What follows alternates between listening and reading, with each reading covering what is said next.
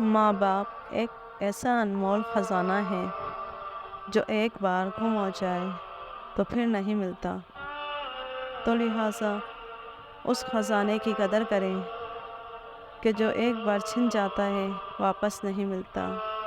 جن کے ماں باپ ہیں انہیں اپنے ماں باپ کی قدر کرنا چاہیے۔ یہ دو ایسے لوگ ہیں جن کی دعائیں اولاد کے حق میں کبھی رد نہیں ہوتی۔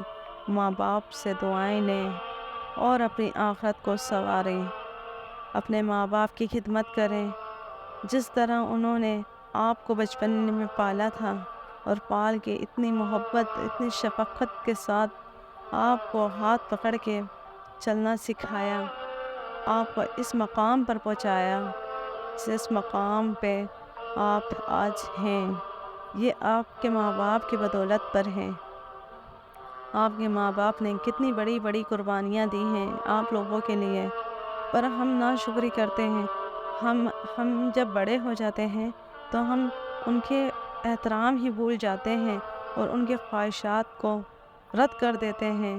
ہمیں ہرگز نہیں سوچنا چاہیے، ہمیں سوچنا چاہیے کہ جس طرح ہمارے ماں باپ نے ہمارے محبت اور شفقت سے جس طرح ہمیں پالا، ہر خواہشیں پوری کری، تو ہمیں بھی آج ان کا خیال رکھنا ہے، اسی طرح جس طرح انہوں نے ہماری خواہشات کا خیال رکھا۔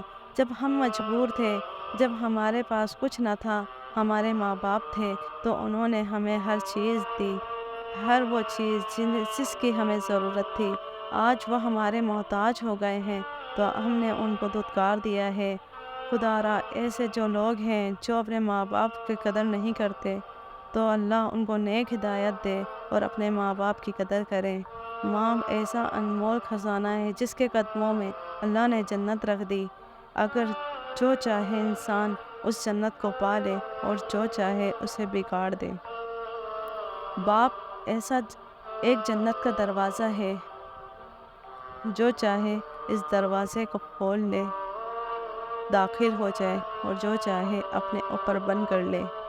تو جب یہ زندگی میں جس کی حیات ہے تو انہیں چاہیے کہ ان کی قدر کرے۔ یہ جب دروازہ بند ہو جائے گا پھر کبھی نہ کھلے گا۔ جو ماں باپ کی دعائیں ہوتی ہیں وہ بچوں کے حق میں بہت جلدی پوری ہوتی ہیں۔ اپنے ماں باپ کا احترام کریں، ان سے پیار محبت سے دعائیں سمیٹیں، آخرت تک سنور جائے گی، ہر کام آپ کا آسان ہو جائے گا۔ تو لہٰذا اپنے ماں باپ کا دل نہ دکھائیں اور ان سے دعائیں لیں، کیونکہ یہ آپ کی آخرت کا ذریعہ ہیں۔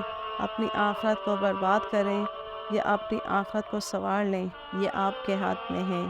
اللہ ہم سب کے ماں باپ کو سلامت رکھے، آمین۔